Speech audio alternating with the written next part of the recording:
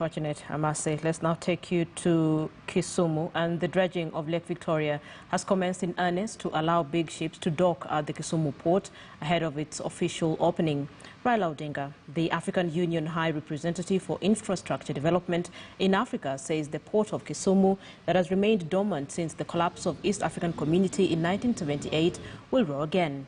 Odinga says the revival of the port and Kenya Railways line is a game changer in boosting the economy of the country.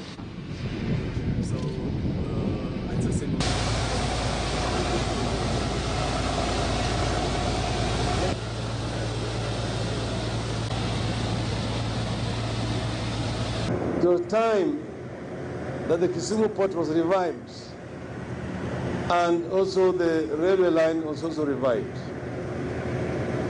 And as a result of that, we came and launched jointly the works at Kisumu. And you can see within that period of time, MV Uhuru has been afloat now and is now able to move, and has been moving fuel from here into Uganda. It has already transported millions and millions of liters of fuel from here to Uganda.